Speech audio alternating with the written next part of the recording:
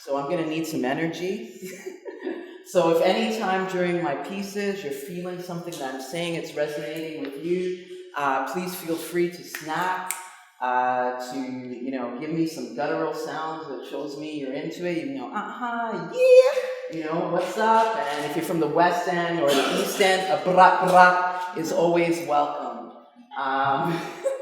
So here we go.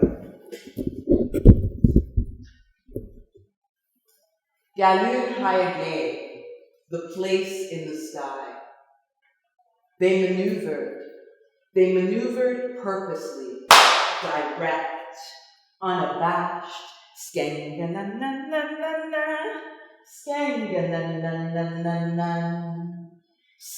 their power, yearning for home. Unrooted from memory, unhinged from expectation, they spoke to their power when they turned on their lights. Kawees, the act of forgiveness as an act of healing, is home. Kawees, the unsettled voice, never irrelevant, for it has survived, is home.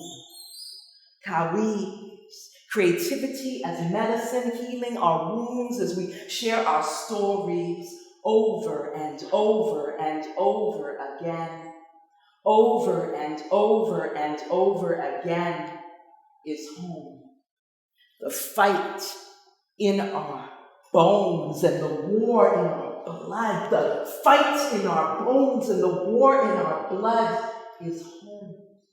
This fight, this war gives us the strength, the relentless resolve to weave the innards, the faceless, forgotten fragments, to piece together the emptiness, scraps of scars and severed tongues, and scraps of scars and severed tongues, to weave our worth back into existence.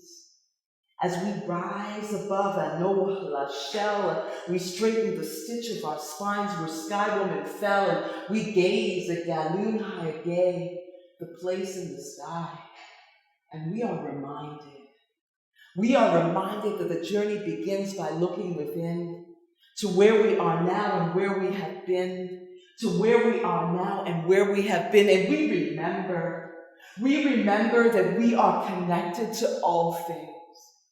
And in this way, there can be no separation between us, even when we are hurt. You can do something. Come on, power plant.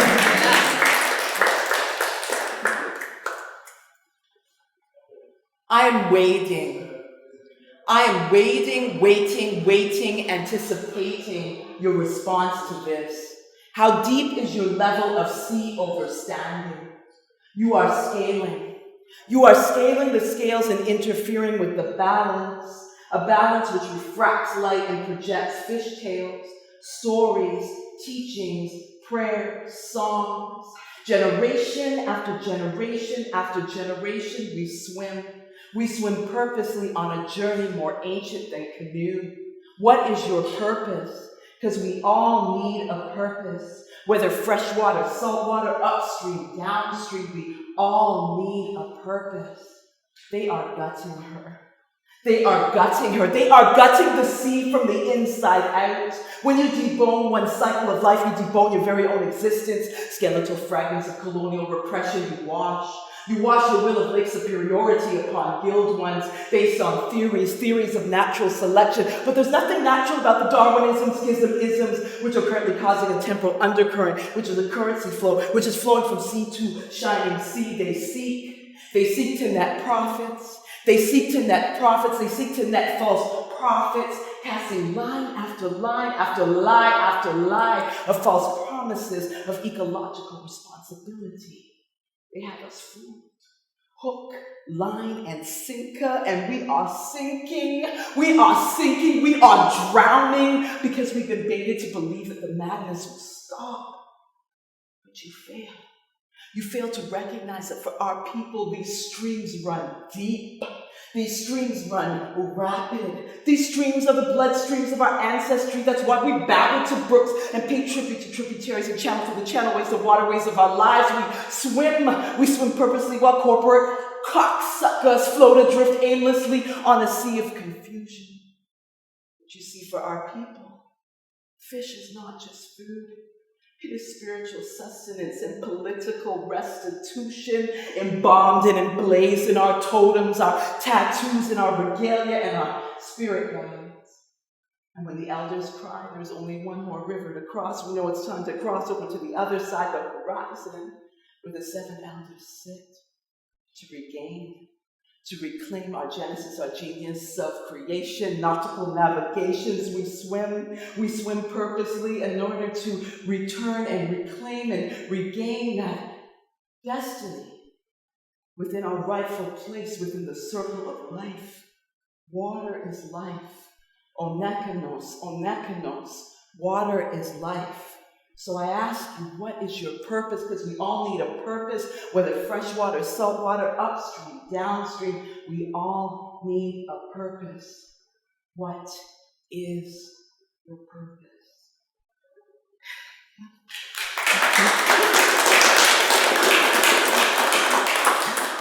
Okay, this last piece is freshly baked.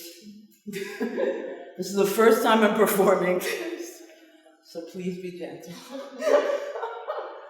Oh, boy.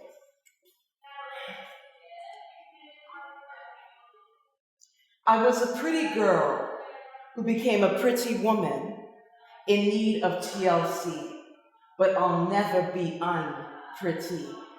This goes out to all the pretty girls, the Cassidys who are preyed upon by the P. Diddy's in the world. Cut loose once they are no longer that pretty caboose. But it's too bad, too sad, because you see, pretty girls can't cry. I mean, what would a pretty girl need to cry about? What is the tragedy or the problem in being pretty? But it's that mentality which causes that mass consumption of our physical consumption. You see, no one takes time to ask or to learn about our intergenerational trauma, our lived experiences, or our drama because, well, pretty girls are trophy girls, meant to sit and look pretty on a mantle, to be manhandled any which way, any time of day, because pretty girls don't sleep. I woke up like this. I woke up like this. I woke up like this. But no, pretty girls wake up exhausted, battered, bruised, and shattered, but it doesn't really seem to matter because our blemishes never rise to our exterior. You see, our wounds and open, blistering sores and crusted layers of scar tissue are lacerated within our interior and inferior complex, so complex that no amount of Fendi can conceal it. Rather, our imposter syndrome forms the concealment because pretty girls never complain. I mean, even when you're forced to wear pretty dresses instead of slacks, no matter how slack, or high heels, no matter when your ankles are ready to crack, or to wear your hair long, never in a bob, even when Bob is pulling on your ponytail, you've got to play along because pretty girls are conditioned to suffer in silence. No matter the degree of violence, pretty girls shut the fuck up and look pretty. You see, most of my life in this body, I felt pretty ashamed, terrified of my own reflection, masking a deep-seated loathing. Self-loathing was my true projection. But you know what? I'm tired of being compared to your G, delegated as a dime piece. See, pretty girls need peace of mind instead of being objectified as a piece of ass all the time. How can you feel like a beauty queen when you are relegated as physical property and have no sovereignty over your own body? For every unwanted car horn beep, smile and stare, whistle and wink and touch. Hey baby, hey sweetie, hey sexy, hey darling, What's your name? Can I get your number? Can I add you on Facebook? What's your IG handle? Did you come here with a man? Do you have a man? Why is someone as beautiful as you here alone? I must quickly decide to deflect and reject this harassment, which is deemed as compliments and friendly banter. So I quickly walk away, head down, and I don't answer. And then they call me a bitch. Ain't that a bitch? And then they call me a hoe. How you gonna call me a hoe when I've never fucked you? How are you gonna hate on a pussy that you've never been in? You see, I live in constant fear of this beauty. Constant fear of this beauty because I'm physically and verbally abused and assaulted routinely. I am done with being desired. I am here on a purpose and path to uplift and inspire. And if you are blinded by my beauty, your cataracts could use some toke. It's time for you to get woke. I mean, you need to work on your optimal depth perception. And that perception that you have of me, you also need to work on it so deeply that you are focalized in a vision, an inner eye vision that shows that my beauty is more. It comes from the inside and out. That's what it needs to be about. So I want you to stop calling me pretty. Stop calling me beautiful. Stop calling me gorgeous and sexy and exotic. Call me MAHLIKAH Hasmasque, the woman who stands in the light. So radiant to the core, I am more than a star. I'm a meteor, crashing down to earth, reclaiming my worth, worth reclaiming.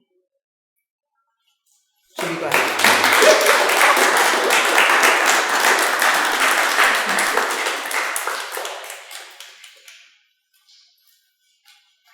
Hello. Thank you. I'm Heath. I'm going to remove this because I look like I'm going to park your car. Thank you for having me. My name is Heath SALAZAR. I use they, them pronouns. My first piece is called Escúchame. Escúchame. Entre las líneas de tus ojos, enseñándole a tu boca cómo comer el amor, cómo pintar en tu cuerpo las memorias y el olvido. Te escucharé. Debe ser a tiempo entre las manos, entre orejas y sin sabor. Te inhalaré esperanza hasta que tus secretos de brazos sin fuerza se disculpen. Escuchar me sienta en la mesa de los queridos. Se abraza de tu alma partida entre baños pintados de ignorancia y espejos amargos. Pero escucha a tu cuerpo libre entre los silencios. Identidad descalza.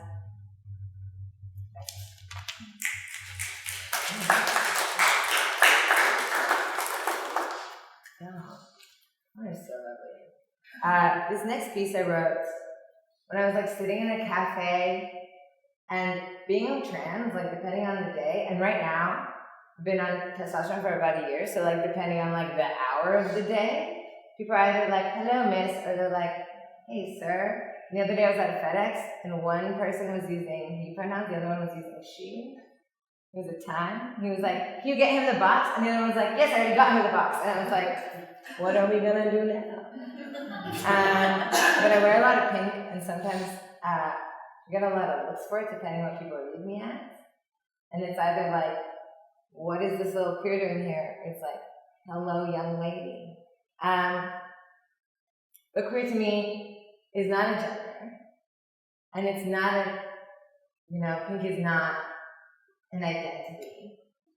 For me, pink is the color of my tongue, and it's the way that it wraps in and around your reflective mouth. And pink is a memory of dusty rose recollections when we planted our lips together center stage. Before any word had been exchanged, before any sign of interest. Pink is the color I first felt. Pink is the color I got to know. It is not the determining factor with which we choose pressed bedspreads for unborn babies in their empty future bedrooms. It is the intimate center of our defaced human being. Pink is the only truth we have left. After every pull and tongue, every bleeding bruise and law left unpassed, regardless of heritage bleaches and propaganda control, the underbelly of our skin still screams pink. It's defiant and informed. It weeps in the oxygen that we share with the victims of love crimes 4,000 miles away. Pink ferociously salivates at tender proximity. It rushes to your creaking bones with every spinal quiver. And its turbulence, every time vulnerability tries to sweat itself through your pores. Pink is every memory. The most sensitive point in every scrape, every time-stopping elevation in every genital inspection. If it's been too close for comfort, if it's been more than roadmap home familiar, it's been pink. Pink was there before breath had even started, before sound turned to crystal. So it's not my gender. Pink is not my identity. Pink is everything our bodies refuse to forget, and everything I want for my palms to remember, so that when I touch you, I will only be your very favorite shade.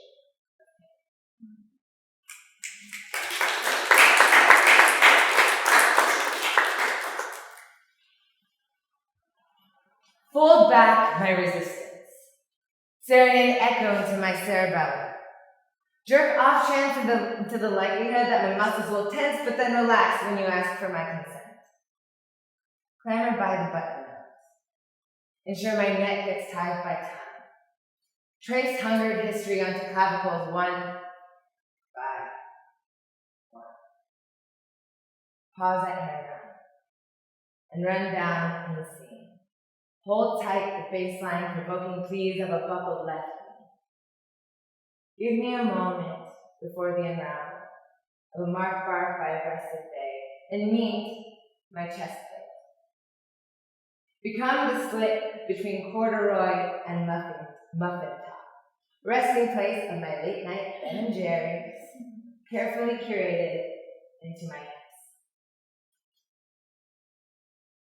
Rip back my Parmesan but give a moment of silence for the moments when there hadn't been permission. And meet the guardians that are my undergarments. And if we should taste of one another, swear that you'll sit. Not like some bougie fucking wine, but like un aguardiente divino, a divine liquor. And I swear that I will trace you with my dialect so sacred that La Virgen herself will begin to moan across the stained glass windows of the Vatican. So many people have tried to take this moment away. I've tried to tie this tongue, to cure this mind, and bury this body because it's trans. Because I'm trans. But I will be damned if I was born. I'm just gonna let that keep happening. So, I recently met a preacher's son who I love very dearly, who knows I love him, it's consensual, it's not weird, it's fine. And he is Australian, and his father is a preacher's son. He's the preacher's son.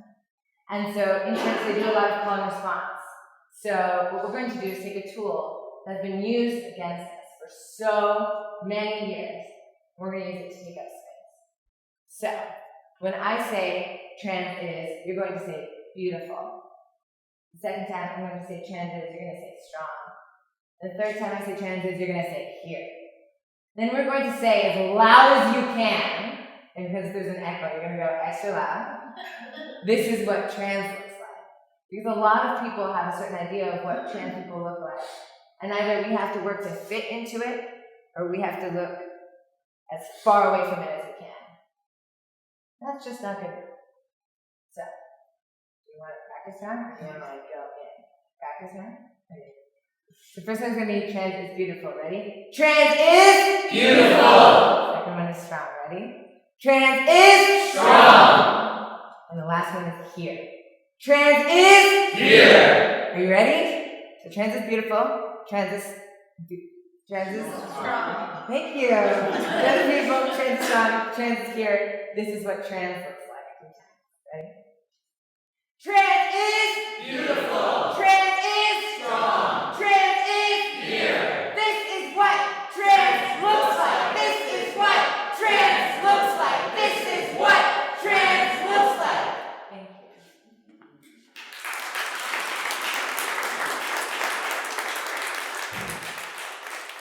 I'm going to use this. Thank you. Heath and I are doing a festival next week at Glad Day. It's called Naked Heart. And for my bio, my name's Mona. For my bio, you know, there's a lot of intentionality, and I work heavily in the queer community. I am queer. I'm also cis, and I think as cis people, we've created a lot more harm than help, and I think it's more our responsibility than our trans counterparts to do the work. And so my pronouns are she and her, because we need to start making this a respected and expected practice. So as the cis people, I challenge you to really pick up the baton and do the work for our family and friends in the queer community. Can you tell me what are cis people? Is you're assigned gender and your gender identity are aligned. Yeah. Yeah. Sorry, we're so used to feel just I guess in the queer community, all the work we do in poetry and stuff is such radicalized communities. I still need to humble myself and oh shit, there's people that just don't know these terms. It always sets me back a little bit. I'm gonna do 3 poems. My family, we're Egyptian. I was born in Canada to Egyptian Sudanese parents, and not really Egyptian Sudanese parents. I was born to Egyptian families who lived in Sudan and were born in Sudan, sort of I'm Egyptian, born in Canada, but I'm not Canadian. I'm Egyptian. So it's sort of like that with Egypt and Sudan, the politics of colonization and just people taking over is so very real. So I'm going to do a couple poems on that. The one I'm going to do in the middle, I've kind of worked based on this piece on privilege and bodies and looking at, it was really morose when I saw it, but the bathhouse. And so it prompted a lot. The first piece I'm going to read is called Zaytun, which is olive in Arabic. Let me find it. And goddamn, if anyone ever tried to tell you that it is possible to tame an Egyptian woman, you call us crazy. I call us tempered by hot sands. When you meet me, listen carefully. Hear me speak. My lips drip of honesty, of surrender, of coriander. On first bite, I know I am stubborn. Olive pit hard, but will linger on your tongue like too much or just enough melted butter and icing sugar, aftertaste like market sweets. And if you ask me what my secret is, I will say it is the family's, passed down from my mother's mother's mother. I do not know her name, but I probably bear a striking resemblance of her. You cannot mistake the women in my family as anyone but one of our own. So if this recipe was just another heirloom, I'll still pass it on, or I'll try. So if it doesn't taste exactly like home, forgive me. I'll just say, look at my lineage. Forgiveness runs through us like blue blood cells, like tiny graves, like dignity. My mother embodies this, forms thought patterns like the constellations that have been rumored to have built the pyramids, uses Orion's belt to tie back her hair, will tell you that death is just another word for resilience. Early on, I learned to let my skin be a demonstration of the political statement that is our bloodline. I never knew much of my mother's motherland. I'm still trying to master fluidity. I'd say always knew that I was born of the Nile, of alabaster and raw silk, but frozen red rivers melt to red seas under my touch and freeze back again. I wear this skin over bones like mesh stretched over African drums, so I know there is something in me. It's just that I have yet to find it. When people ask me where I am from, I will say my mother. She is the first place I called home. I imagine she is what Audre Lorde meant when she said, I am deliberate and afraid of nothing. When you meet me, listen carefully. Hear me speak. I'll just say, look at my lineage. When you ask us what our secret is, we will say it is the family's, passed down from our mother's mother's mother. We do not know her name, but we probably bear a striking resemblance of her. You cannot mistake the women in my family as anyone but one of our own.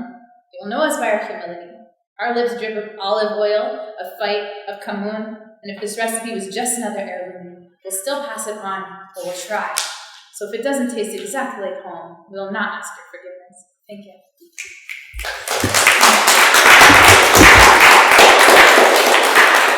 So this is a bit longer piece, and it's very different than I think anything I've ever written. I think it goes darker. People in my life keep telling me it's okay to go to like the dark, sad places and to like venture into that. And I'm always like the happy cheerleader, like trying to pep everyone up. But I realize there's so much built inside of me that's so hard. And I saw a picture of this art piece that we're sort of prompted on. And I was looking at a lot of things around me and a lot of things happening. I'm like, it's a really sad fucking time we live in. Like, it's really hard. And not everything is happy, and it doesn't have to be. And it's sort of okay to live in that darkness.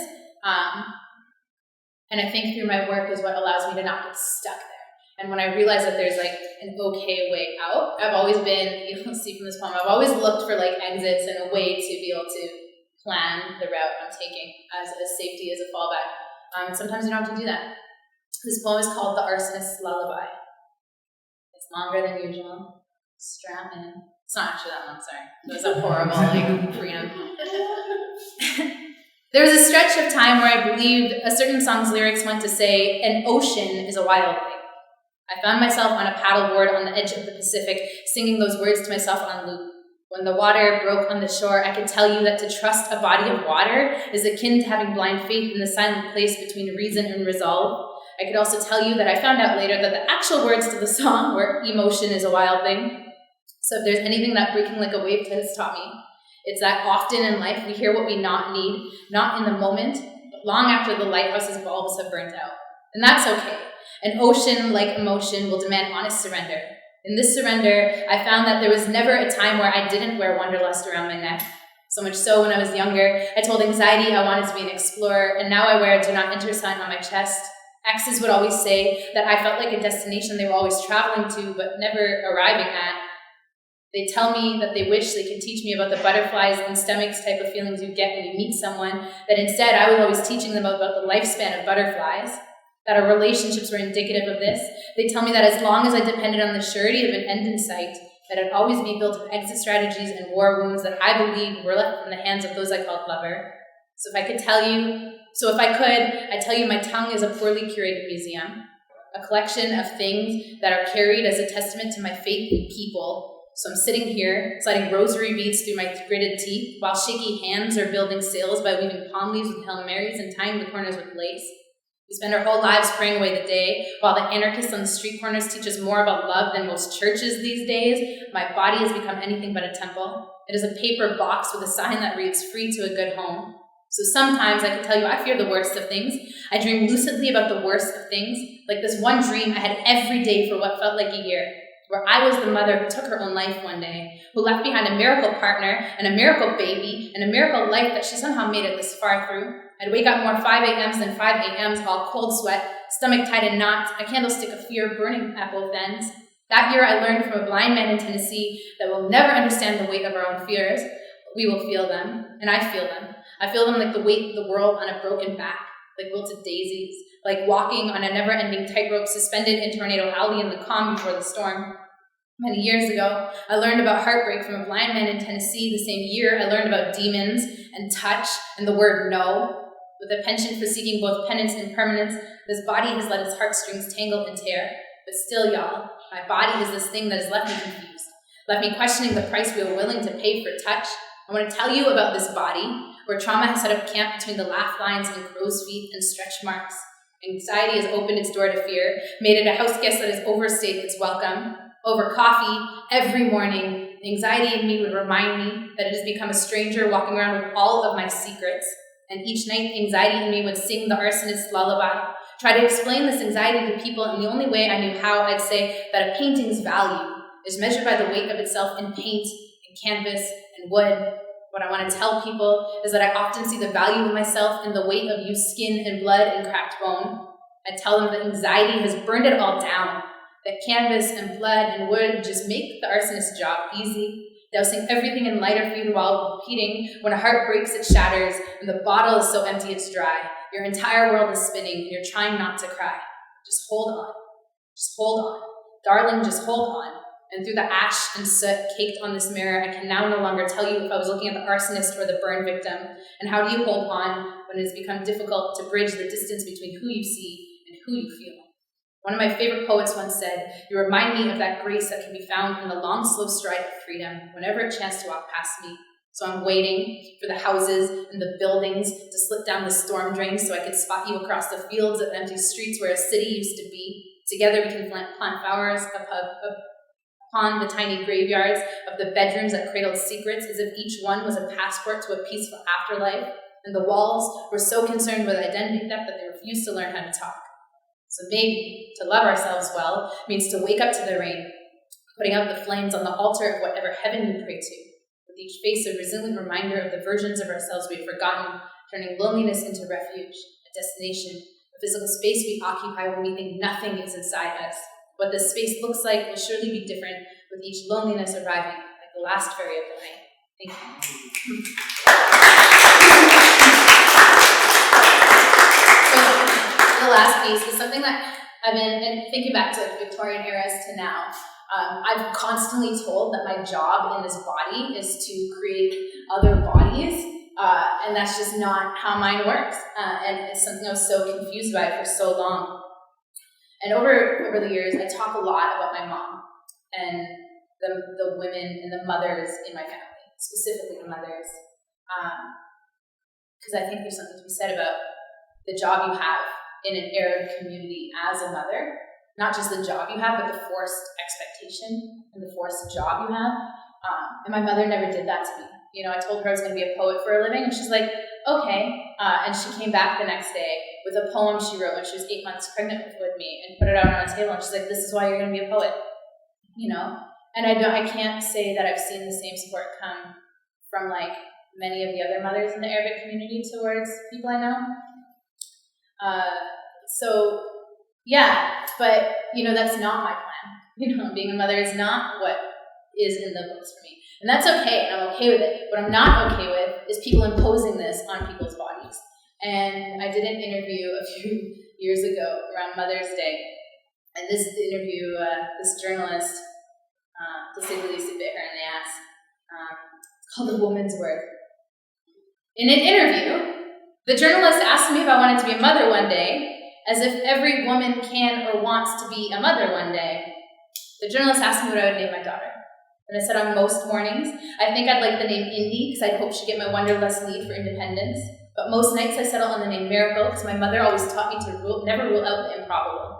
My mother has a relationship with her God so strong that she could swear she has tea time talks with him, tells me she prays for me, and I always want her to ask him why he broke my body. My cousin tells me I am not broken. I'd probably name my daughter Resilience, because I come from a long chain of broken, persistent women who refuse to put their broken pieces back together. The journalist asked me what I would teach my daughter, and I wanted to say I teach my daughter to do her best when the world takes from her something she wasn't ready to give up yet. I wanted to say I teach my daughter that sometimes nightmares do come true, but so do dreams, and honey, you may not know now, but miracles do happen. There's a reason you were named after the unlikely. What I do say to this journalist is I teach my child to never ask people questions like these.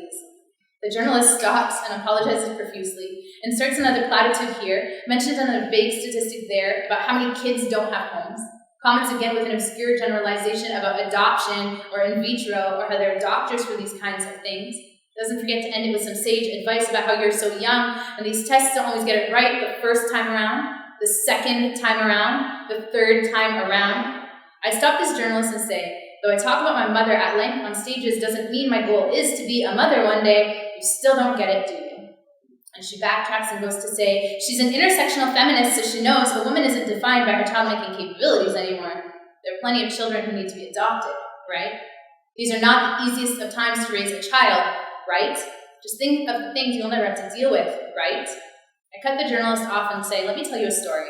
I once worked for a Christian radio station that asked me to MC a pro-life gala. And I almost lost my job when I told them I was pro-Black women's lives, if only for the reason that society doesn't give us many choices. I told her that my mom has her God like her heart on her sleeve, that I did not come before she let two go. I tell my boss my mother prays for me every day to a God who laughs at man-made pro-life mandates. He'd say, modern-day evangelism has really fucked it up, hey? The journalist looks at me, reassures me that I did the right thing, that pro-life lifers have always made her so angry. I look at the journalist and pose the question that in asking me when I plan to be a mother what the difference between her and them really is then. She gets upset and says, I'll never tell a woman what to do with her body. Before I leave, I ask, isn't that what you just did? Thank you.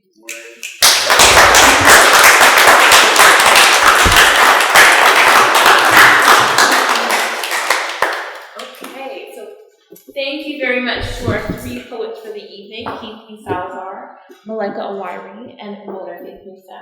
I'm wondering if there are any questions from the audience that our poets will be able to answer. Maybe you'll join me over here. We can bring the chairs over. I'm struck by something that you said, Monica. Okay. That perhaps the question is open to all of you. And this is quite personal, so you can answer in a way that you are most comfortable. But having that letter that your mother had prepared for you and then shown you, is there a moment or moments where you felt compelled to do this work, where you felt compelled to express yourself through poetry? How I came into poetry is really unconventional. So I played varsity softball for 6 years, and I was convinced I was going to do that with my life, and there's no proven track record for any sort of long-term career for softball. Yeah, there's Pitch. There's a TV show, Pitch.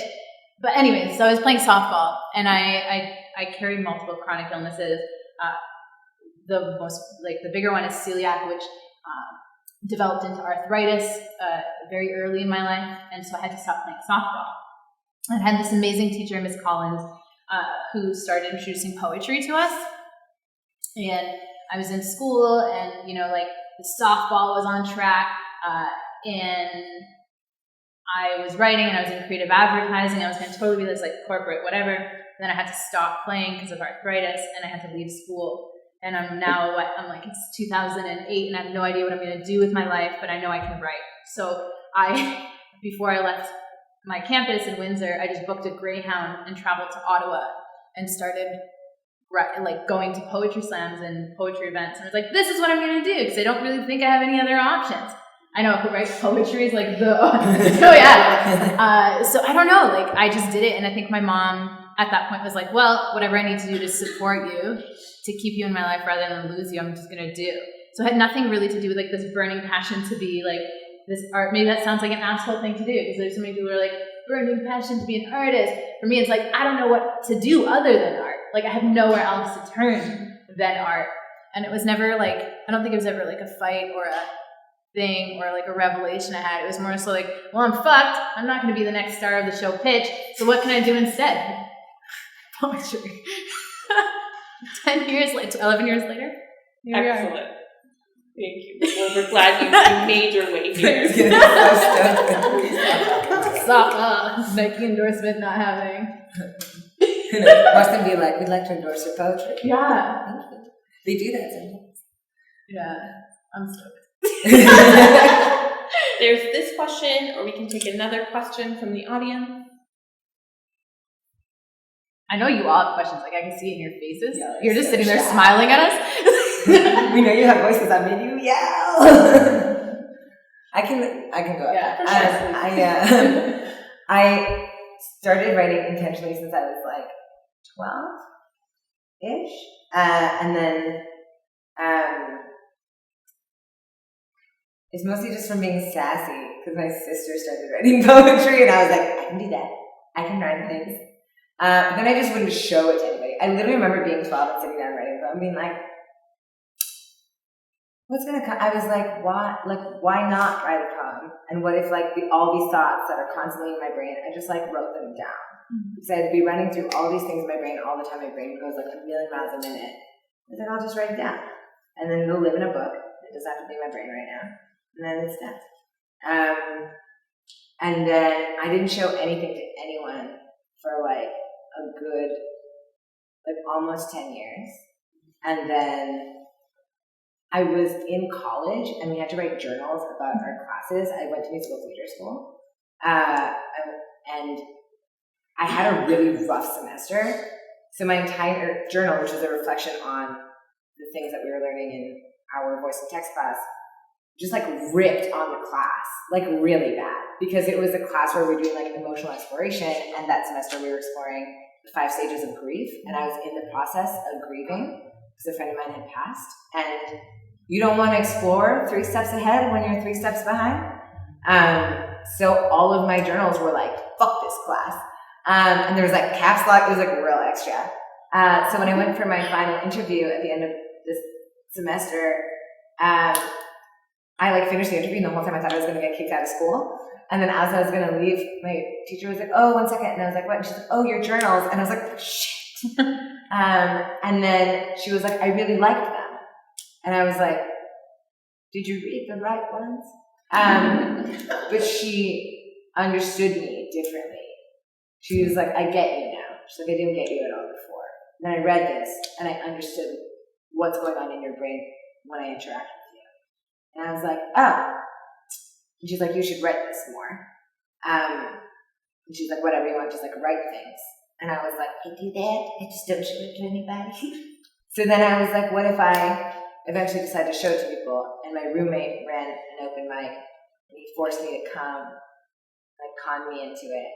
And then it was really liberating to be able to share the things I had to say. And then it helped me hear and take things in a new way. Yeah. I guess my first exposure to poetry in a positive way was in grade 5. I had a really cool teacher who exposed us to poetry.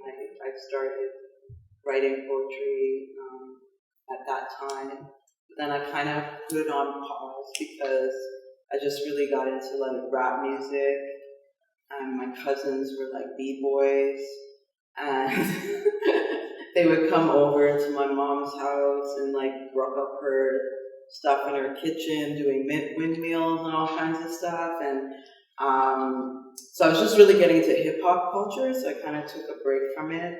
But and then different things happened in my life. Like I was in a really kind of bad relationship, and I felt very trapped. And in this relationship, I felt very controlled to be a certain way and not really be an artist, but just kind of be a partner and have babies and these kinds of things. And a friend of mine who was a musician told me about an open mic series, and this was like 2007, 2008, Train Studio. And so I was just like, I don't know, I don't really write poetry anymore. I don't spit lyrics anymore. She's like, just come out. I'm in the house band, so it's like a live band. Come on, girl. And I was very self-conscious. I was just like, I don't know if I can do this. So I went a couple of times just to like suss out the vibe, and it was pretty dope. And then I got out the courage to like do something with the band, and it just felt so good. It felt like such a release, like that it was something I really needed to do, not even just on an artist for my own healing journey. And then I just got hooked. I was there like every week and became, really good, and met a lot of other artists who are still my friends, and some of them are actually my crew. And it was just, that's really what seeded it for me, where it's just like, you know what, this is what I'm meant to do. People were just like, yo, you're dope, like, the way you present yourself and represent. And as an Indigenous, like, spoken word artist coming up, there wasn't many other Indigenous artists in the city who were really doing spoken word. Like, they were doing other types of art forms, mostly visual art, but not really slam and not really spoken word. So it was like, interesting to be in that trajectory and kind of representing myself in that way. And yeah, I just kept doing it. And, yeah, I'm still here. Well, again, we're glad you're all here. Thank you very much for sharing your insights and your experiences with us tonight. Thank you again to our audience member. I just have one question. Oh, one question. I'm really curious on how you curate the skill of incorporating metaphor, rhymes, and storytelling into your culture. Oh, well, I'm like the least technical person ever. I think I don't know. I think I write how I talk. I'm so dramatic. Like, it's a lot to handle in my house. I'm like a really dramatic person. like, I don't know, it's just like natural for me. Like, I want a Yorkie puppy, so I'm determined to get this Yorkie puppy, right? So for the past like 3 weeks, I've been walking around my house hinting at all the ways like a Yorkie puppy could exist in our lives. I don't know, like I feel like I write the way I would pursue something that I want in my life. I don't know. I'm just overly dramatic. Like I just fell into the right career. I don't know. I wear all black all the time. I don't know. I'm just like. I don't know. For me, it's like I have a lot of storytellers in my family. Like my mother used to send me and my siblings to be with my grandparents in a more traditional setting in the summers. And so, like, being with elders who are really good storytellers, I think that eventually, through osmosis, came into my cipher. And then, like, being around, like, hip-hop, like, rappers and stuff like that, and I can freestyle. So, I mean, like, I think naturally I'm really good at rhyme and wordplay. And just how I see the world, like, I just connect symbolism because from an Indigenous point of view, like I see the interconnectivity in things quite quickly. And my poetry is very visual and very movement oriented because it's embedded inside my body. So I just kind of roll with the rhythm that's inside me when I'm, producing things. For myself, I find a lot of my writing for a really long time, I didn't know it was poetry. Like I didn't understand that that's how it lived. We were just talking about this earlier. So what I was writing all the time for those like that chunk of like almost 10 years where like I wasn't showing it to anyone, I was like, they're rhythmic monologues. They're monologues with a rhythm. And it's like, it's just the way my brain thinks is in rhythm. So even if I like write you a letter or if I like text you something sexy, it's going to be in rhythm, which is really annoying when I'm flirting with people because if they text me back something and the rhythm is fucked, I'm like, bye. It's so bad. So it's part of like innately part of the way that I see the world. And being Colombian, like as Latinx people, like we're pretty extra. That's why our telenovelas are like so extreme. And I never really understood that from like a like colonial white perspective because it was just how my brain functioned and what I had inherited and the way that I viewed things. And so when I did this like residency in Banff, one of my mentors was like, oh, you're a surrealist writer. And I was like, I don't know what that means. I didn't go to school. And she was like, you should look at like these different poets. And when I started to look at them, I was like, there's a very strong leniency from Latinx poets to be categorized as surrealist. And I was like, you don't know me. You don't know my life. But I also like didn't want to take something on that I hadn't earned because it seems something that's so like academic to be like, I'm a surrealist writer when I didn't even know what that meant. And when you look at Frida and you look at Gabriel Garcia Marquez, they often talk about how people call them surrealist writers and they're not. They're like, I'm writing what I see in the world and I'm writing the way I absorb things and the way that my world looks. And so I think that in terms of like, when I write as a base, I write whatever's on my brain. I just like go and go and go and go. And then when I edit, I'm really picky. So there are like certain words and like certain like things that I'll hear that I'm like, I've heard this word too many times. I don't like it. I don't want you to read my poem. I'm going to find 20 other words that are better than you that fit the thing. So like in one of my pieces, I say, and sometimes I just get stuck on things. Like I don't want to use this word zipper. It doesn't have a nice cadence and it's hideous. So, and writing in English is weird for me. It's my second language. And I found once when I had a partner who spoke Spanish, that when I speak English, to me it's like describing an apple to you.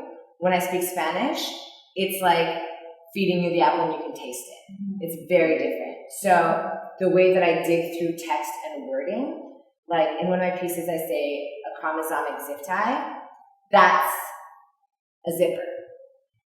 Because I spent a lot of time being like, but what is it? What is it opening? What is it around? What makes it? What are the symbols on it? And then what does that stand for in my life and why? And like sometimes you write shit and you're like, that sounds so cool, and then you're like, this does not fit in the poem. We need to make it needed. There's so many cuts I make that I'm like, but it sounds this, and it's like, it does not serve the piece. So part of it is also finding like, what is that piece? And what is it trying to give? And what is it that you are living through it? And when are you censoring yourself by using too much metaphor? Like some pieces I have are very straightforward. I have no metaphor in them whatsoever, because I'm like, this is what I'm going to say, so you understand it. And other of them will be tied differently because of what they mean. Because language, especially English, is so limiting in terms of what you can use in it. You just gotta make it up, and it'll make sense. I think another important thing to do to look at is that when you look at poetry and you're like, oh, to be a good poet, I have to do this metaphor, and I have to do this, and I have to do that, and I have to do this. That's the most privileged, like, fucked up shit you can look at poetry with, because some of the most beautiful poets of our time actually didn't even have access to the English. Like, English is not the first language. And I don't have access to Arabic the way my family or my partner does. And the people in my family and my partners who actually can speak Arabic literally say that to write poetry in Arabic is one of the hardest things in the world. So the way I look at it now is like, just say what you mean and mean what you say. In advertising, when we were studying advertising, there's a really cool structure for copywriting. It's called like a twisted image or a straight headline, or like a straight headline or a twisted image. So the headline, like, let's look at the pink elephant in the room, and then there will be a picture of a room with a pink elephant. That photo is very straight. The headline is very straightforward. There's a room with a pink elephant, but you're not going to find a hot pink elephant standing in a room ever. So that image is twisted. So when you look at it like that, like, English actually can't break down some of the most beautiful concepts, because it's a really false notion that English is the prime, like, first most important language. Some of the most beautiful languages don't actually have words that we have, or have words for gender, or have words for, they're just fluid. And storytelling did not start in white communities. It started with BIPOC communities who never had or needed the access that we think right now is the most important. And I think, like, that's why for me it always starts oral, because I think I'm very conscious of the fact that it's through orality that allows me to be as true to whatever the meaning is that I'm projecting, even when I'm using English. But I really make a concerted effort, even when I'm using English, to also use the other aspects of English that I came up with. I'm hood, so I like to also add like that hood element, how you twist words in English and you make it your own.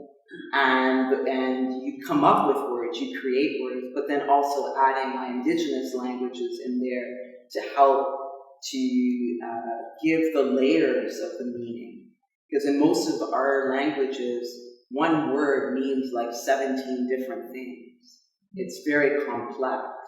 And so just like being aware of the fact that I'm not really being held to the structure of English, it's more to the rhythm of my heart.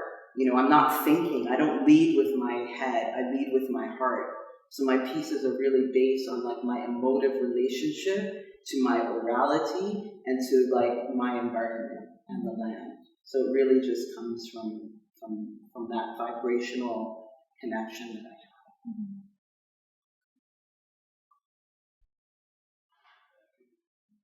You didn't expect all that. Fuck, you know. And he's like front and center. Again, my sincere thanks to all of our